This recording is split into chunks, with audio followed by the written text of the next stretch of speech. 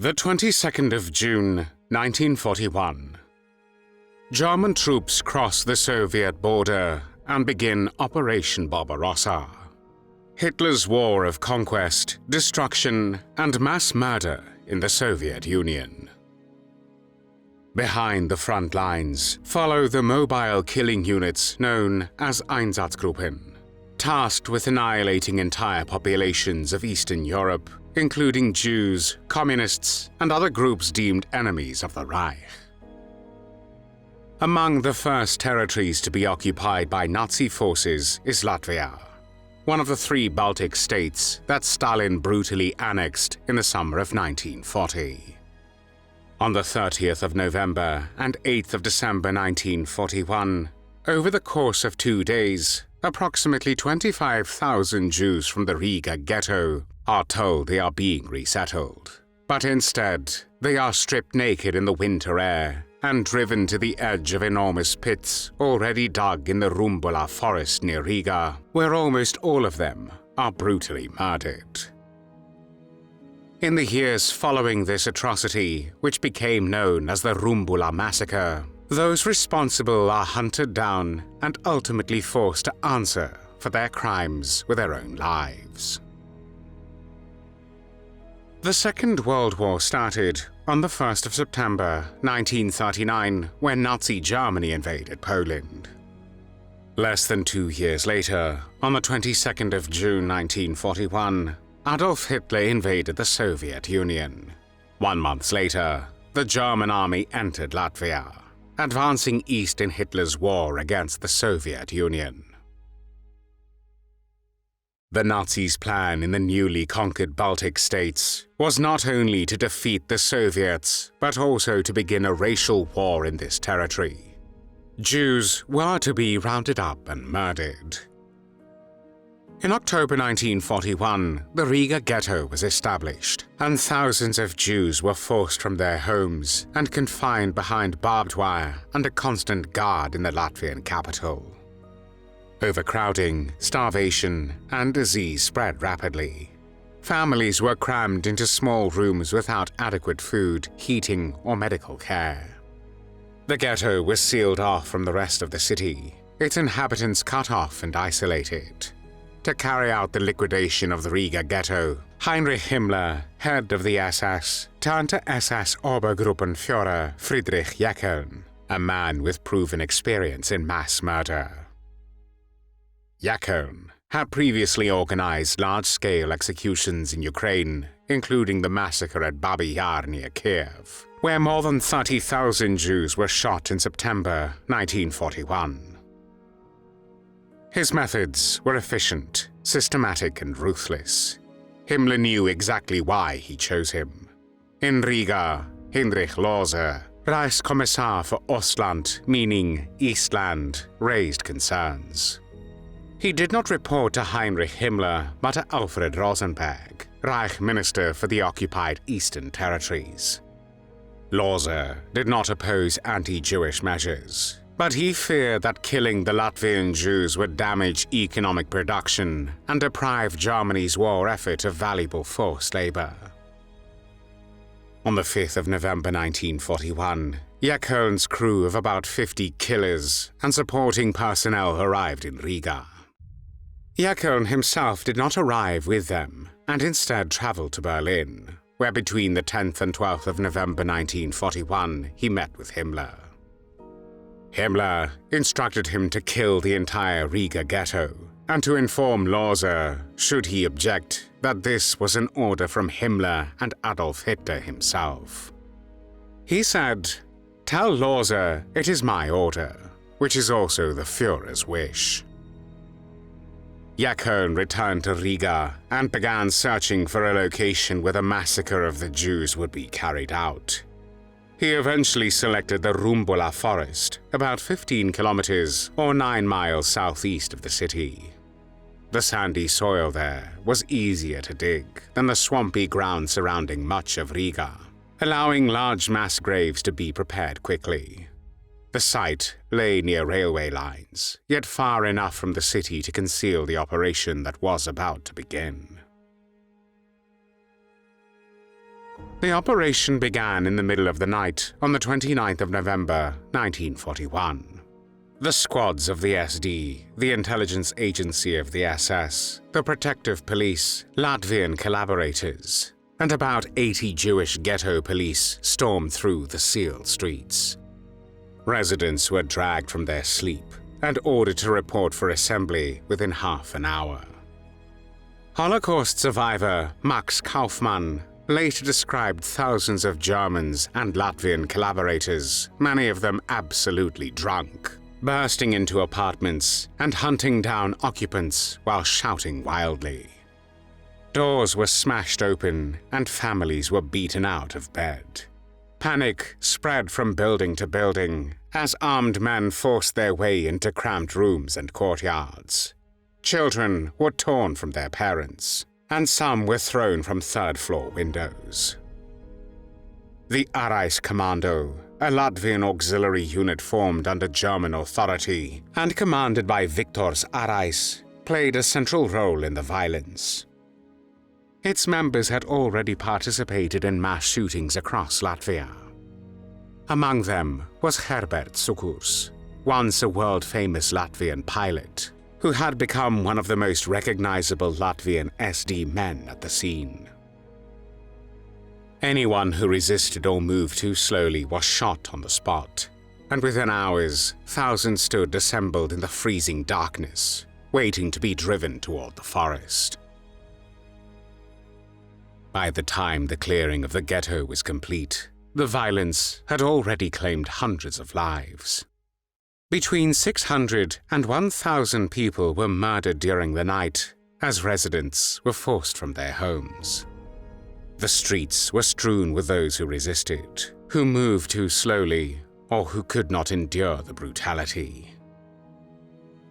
Eventually, columns of about 1,000 people were formed and driven toward the city's eastern edge. At first light, on the 30th of November 1941, the columns began to move. The Jews were told to bring small pieces of luggage with them, a sham meant to make them believe they were being resettled rather than led to their deaths. Mothers clutched infants wrapped in blankets, while elderly men leaned on sticks and neighbors supported the sick and disabled, as the long lines were forced out of the ghetto and onto the road. The first column reached the Rumbula Forest at about 9 o'clock in the morning on the 30th of November, 1941. Near the edge of the woods, the people were ordered to surrender their luggage. Suitcases and bundles were piled into growing heaps as coats were removed, shoes placed in one stack, clothing in another. The disrobing area was watched carefully. It was here, in the brief pause before death, that resistance might have erupted. None did. The process moved forward with mechanical precision. Stripped to their underclothes in the freezing air, men, women, and children were marched through police cordons toward the pits. If too many arrived at once, they were held in the nearby forest until their turn came. From the edge of the graves, they could already see the bodies below, some motionless, others still shifting. They were driven down ramps into single file, 10 at a time. The victims were forced to lie face down on top of those who had already been shot and were still writhing and heaving, oozing blood and stinking of brains and excrement. With Russian automatic weapons set to single shots, the marksmen fired from a distance of about 2 meters, shooting each person in the back of the head. When the bottom layer was dead, another group was ordered into the grave and made to position themselves head to foot on top of the corpses. They too were shot from above. Layer upon layer filled the pit until no space remained. This system was referred to by Jeckeln as sardine packing, a method he had already employed when personally commanding the mass killings of men, women, and children in western Ukraine. The victims were arranged head to foot in tightly packed rows, each layer placed directly upon the bodies below. It was later reported that even some experienced members of the Einsatzgruppen were horrified by the cruelty of the procedure. Inside the pit, the suffering continued. Some wept, others prayed or recited the Torah. The elderly and the disabled were helped into the pit by fellow victims. The shooting continued into the fading light and likely ended around 5 p.m. as darkness fell. By the end of the first day, about 13,000 people had been shot, but not all were dead. Max Kaufmann later wrote that the earth still heaved for a long time because of the many half-dead people. Wounded, naked survivors wandered near the pits as late as 11 o'clock the following morning, seeking help but receiving none. Historian Andrievs Ezergailis described what remained inside the graves. The pit itself was still alive. Bleeding and writhing bodies were regaining consciousness. Moans and whimpers could be heard well into the night. There were people who had been only slightly wounded or not hit at all. They crawled out of the pit. Hundreds must have smothered under the weight of human flesh. Sentries were posted at the pits, and a unit of Latvian auxiliary police was sent out to guard the area. The orders were to liquidate all survivors on the spot. Anyone found moving was shot again. The killing did not resume immediately after the 30th of November. It was later suggested that Friedrich Jeckeln may have been unsettled by difficulties during the first massacre, including resistance and disorder in Riga. For 1 week, the executions paused. Many in the ghetto believed the worst had passed. However, on Monday the 8th of December 1941, the violence began again. The brutality inside the ghetto was even harsher than before. Around 300 Jews were murdered while being forced from their homes. It was snowing that morning. This time, the 20-kilogram packs were left behind, as the people were told their luggage would be transported by truck to a fictitious point of resettlement. Mothers with small children and the elderly were told they could ride in sleighs, reinforcing the deception. When the columns reached the forest, shooting was already underway. Frida Michelson, one of the few who survived the Rumbula massacre and who was forced to march that day, later recalled, "As we came to the forest, we heard shooting again. This was the horrible portent of our future. If I had any doubts about the intentions of our tormentors, they were all gone now." Of the approximately 12,000 people deported to Rumbula on the 8th of December, only 3 known individuals survived.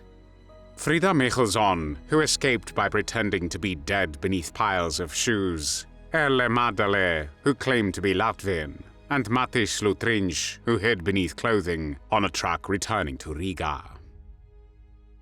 In total, it is estimated that approximately 25,000 Jews were executed in Rumbula Forest.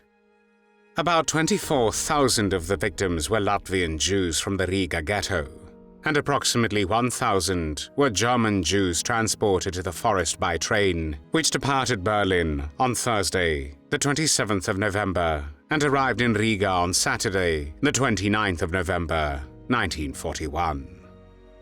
They were the first group murdered on Sunday, the 30th of November, 1941. The Second World War in Europe ended on the 8th of May, 1945. But for many who had organized and carried out the massacre at Rumbula, the reckoning was only beginning. SS Obergruppenführer Friedrich Jeckeln, the man who had overseen the massacre at Rumbula, was captured by Soviet forces in 1945. He was tried before a Soviet military tribunal in Riga, found guilty of war crimes, sentenced to death, and publicly hanged in February 1946. SS Sturmbannführer Rudolf Lange was a leader in the Einsatzkommando II and one of the key organizers of the Rumbula massacre. He disappeared during the Battle of Poznań in February 1945 and was killed during the fighting against Soviet forces, or committed suicide as the city fell. SS Brigadeführer Franz Walter Stahlecker, commander of Einsatzgruppe A, and one of the principal organizers of the mass shootings in the Baltic region, was fatally wounded on the 22nd of March 1942 and died the following day. The leaders of the Arājs Kommando faced mixed fates. Herberts Cukurs fled to South America, but he met his fate in 1965 when agents of the Israeli Secret Service, Mossad, lured him into a trap near Montevideo in Uruguay. At first, they wanted to kidnap him, but he resisted too much, so they killed him on the spot and left his body, together with documents outlining his crimes and responsibility for the murder of 30,000 people. In the end, the Soviet Union tried the majority of captured commando members. Between 1944 and the mid-1960s, trials were held in Riga and other Latvian cities. Of 356 identified members, 352 were prosecuted, 44 were sentenced to death, and 30 persons were executed. During the Second World War, approximately 75% of Latvia's pre-war Jewish population was murdered, placing Latvia among the countries with the highest percentage of Jewish victims in all of Europe. Thanks for watching the World History Channel. Be sure to like and subscribe, and click the bell notification icon so you don't miss our next episodes. We thank you, and we'll see you next time on the channel.